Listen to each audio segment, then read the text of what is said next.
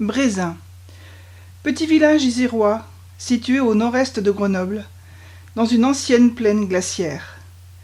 Les glaciers qui venaient des Alpes pour aller jusqu'à Lyon ont laissé les fameuses moraines glaciaires que nous retrouvons dans la construction de nombreuses maisons et autres édifices, dont les églises. Aujourd'hui, un aéroport international a pris beaucoup de place dans la plaine, et Brézin se trouve en bout de piste, pourrait-on dire. Voici des images d'archives qui évoquent un temps où le chemin de fer venait à Brézin. Brézin était scindé en deux villages. C'est le rival qui faisait la frontière entre le haut et le bas. Le rival voulant dire rive. Le haut était rattaché à la seigneurie de Bressieux et le bas était rattaché à la Savoie à travers la côte Saint-André qui est devenue française en 1860. Donc ça faisait vraiment deux villages différents. Ils ont toujours été obligés de cohabiter quand même au niveau de l'administration. Donc il n'y avait qu'une église, c'était l'église Notre-Dame. Cette église Notre-Dame du Bas-Brézin aurait dû être détruite à l'automne 2015. Mais quelques personnes se sont émues de ce projet et après avoir exercé des recours, ont constitué une association pour la défendre. Son sort est aujourd'hui entre les mains de la justice. Parlons de son histoire. L'auteur Michel Demange explique dans son ouvrage « Brézin comme avant » qu'une chapelle dite des Bourguignons est mentionnée dans de vieux écrits. Il est alors probable que l'église actuelle de Brézin-le-Bas soit positionnée sur cette ancienne chapelle. Un nommé Jean de Bourgognon instaure en 1457 une messe appelée matinière. Les habitants y font célébrer toutes les messes à l'intention du Seigneur Jésus-Christ. L'histoire est donc ancienne puisqu'elle remonte à 1457, date des premières archives concernant l'église de Brézin-le-Bas. Cette église faisait probablement partie d'un petit monastère de moines.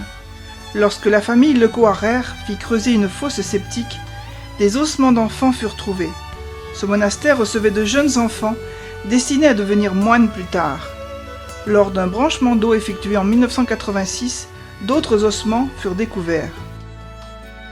Tout ça a servi de base à l'érection de l'église qu'on connaît actuellement et qui a dû être érigée fin XVIe siècle, début XVIIe, en fonction des documents qu'on a pu retrouver. Les archives qu'on a trouvées font état de réparation des boiseries 1669-1683.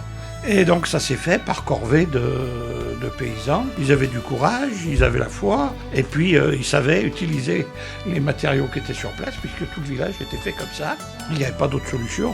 Construite par des paysans, plus avec leur cœur qu'avec des plans élaborés, elle est le témoignage d'une vraie technique de maçonnerie en vigueur à cette époque, l'utilisation de la terre locale agglomérée dénommée pisé.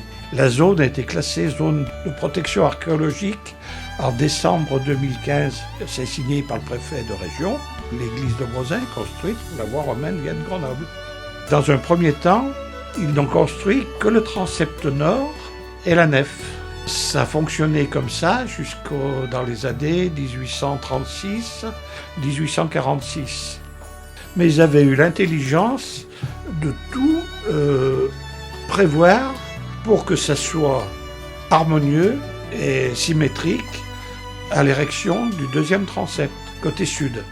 Et ça s'est fait donc entre 1836 et 1846 pour répondre aux besoins de la population qui ne tenait plus dans le bâtiment pour les messes. Et l'église n'était plus assez grande. Alors ça a pris 10 ans de discussion entre le comité de fabrique et la mairie de Brézin.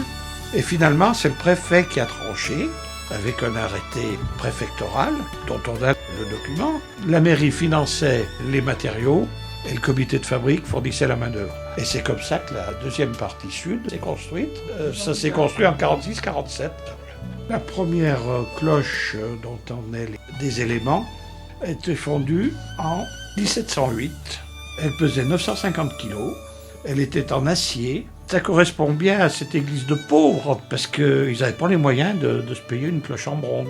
Elle sonnait le la. Le père Reynaud l'a vendue à la ferraille, elle est allée la faire refondre dans Maine-et-Loire.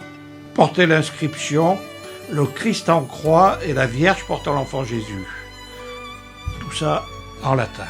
Et il y avait une autre petite cloche qui a été rajoutée au clocher en 1813 de 185 kg, qui sonne le la, qui, elle, est dans l'église Saint-Roch aujourd'hui. Et celle-là était en bronze.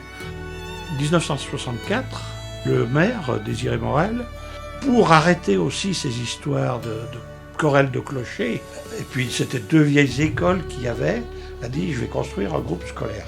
Mais il n'y aura qu'un groupe scolaire pour tous les gens du village. C'est qu'à l'occasion de la construction du groupe scolaire, Désiré Morel a dit aussi, le curé est logé dans un taudis, là-haut à côté de l'église Saint-Roch, c'est pas normal, je vais lui faire une petite maison aussi. Père Reynaud, habitant à côté de l'église Saint-Roch, petit à petit il s'est désintéressé de ce truc-là. Désiré Morel est décédé, il a été remplacé par Pierre Joly, qui lui a donné carte blanche au Père Reynaud. Et c'est là-dessus que le Père Reynaud, il a gardé ce qui lui convenait, et elle était prévue pour être détruite le plus vite possible. Nos anciens se souviennent encore des dalles de tombe qui se trouvent devant la grande porte d'entrée, aujourd'hui murée, et la vieille cure au nord a connu beaucoup de locataires. À l'ouest, la maison Joly, autrefois édifiée par le général Vincendon pour y loger ses sœurs, lui-même occupant la grosse maison de style angevin, dont la propriété beaucoup plus vaste qu'à l'heure actuelle s'étendait jusqu'au Rival. Devant l'église, il y a une petite place qui n'a pas de nom. Longtemps il y eut un arbre, planté à la Révolution. C'était un superbe marronnier, à l'ombre duquel il faisait bon se reposer. Il fut coupé lors du premier mandat de Monsieur Joly pour goudronner la place. Lorsque l'église du Bas ferma définitivement sa porte au culte, le bâtiment fut transformé en remise pour les services techniques de la commune. C'était en 1964. La rue de la Gutine ne résonne plus du claquement des galoches. Les enfants ne se précipitent plus derrière la petite gare pour y admirer le montreur d'ours, les bohémiennes qui dansent au son de leurs tambourins, ou écouter le boniment de la vendeuse de chansons dessous. On n'y entend plus le bruit particulier des chevaux de la maréchaussée. Les gendarmes à moustaches, coiffés de leurs petits bicornes, ne courent plus à la poursuite des fabricants d'allumettes de contrebande qui travaillaient surtout la nuit. C'est en 1905, lorsque la mère de Julie, camarade de Fifine, Joséphine Roux, celle qui passait de maison en maison, son grand panier sur la tête, proposant pièces de cotonnade et menus mercerie, et l'on pouvait entendre Joseph Roux, le forgeron, l'apostropher. « T'es ça bien content, la Claudine, vous tiens un canon ?» Ce à quoi cette dernière répondait « Eh ouah, je vole bien !» buvant cul sec d'une goulée le canon de vin, et s'essuyant la bouche d'un revers de manche, en réinstallant son panail sur la tête pour repartir vers l'église, ses cotillons balayant le chemin. En a-t-elle vu du monde, cette petite église de Brezin-le-Bas ? La destruction de cette église, qui est en cœur de village et qui fait partie d'un ensemble patrimonial et esthétique, à base de pisés et de maisons quand même remarquables, de sa destruction défigurerait complètement le village. Tout reste possible, mettons-nous d'accord sur nos besoins et nos envies, et poursuivant le travail de nos anciens, c'est le meilleur hommage à leur rendre pour notre plus grande fierté. On tourne une page sur l'usage religieux, mais ça ne veut pas dire que le bâtiment doit être condamné.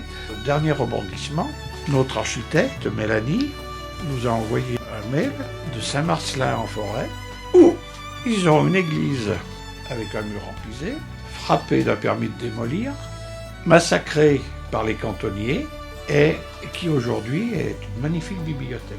Elle existe, elle a eu un usage, elle est encore en état pour servir, remettons-la à nos besoins d'aujourd'hui.